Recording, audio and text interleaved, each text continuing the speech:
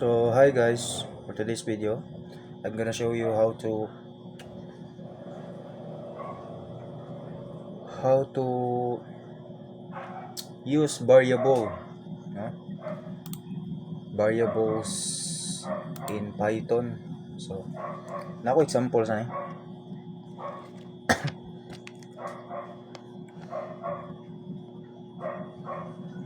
So here are my example, no?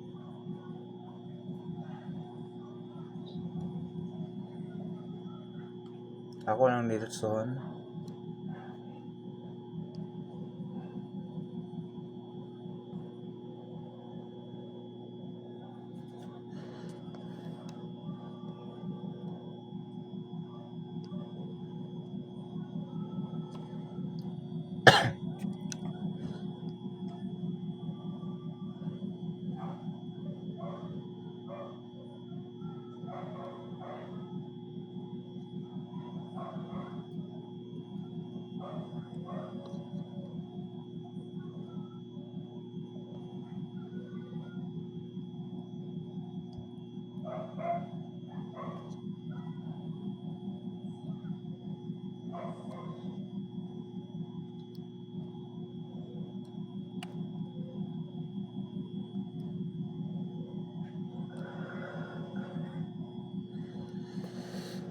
So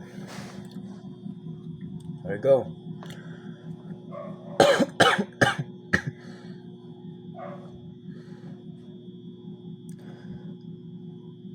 So atong variable is name, no?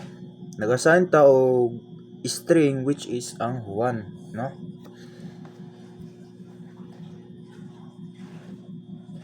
So kani nga variable mo ni siya mo represent na ang mga pangalan is 1. Tapos nagbutang kog age which is ang integer nga value niya which is ang 25, no? Variable niya is age ang gibutang dira. So mo ni ang edad ni Juan, no? Ang gibutang dira, no? So nagbutang kog print akong gibutang ang print name. Giprint ta tong name og nagbutang ta og value sa name nga ang variable is 1, no? So andiri pod sa print giprint ta to ang age sa ubos sa last. Giprint ta to ang age, no? Og ang value sa age, so ang value is age. So ang variable na is 25. So atong i-print. So there you go. Ganun na-appeal, sir. Nakoy question. Ganun na-appeal niya ang name. Na-appeal po niya ang age, no? So nata example na. Ay nakoy ma-explain na.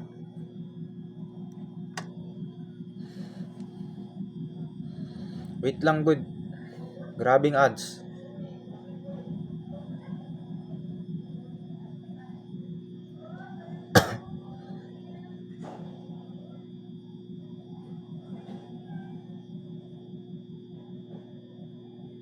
Enjoy kayong ads.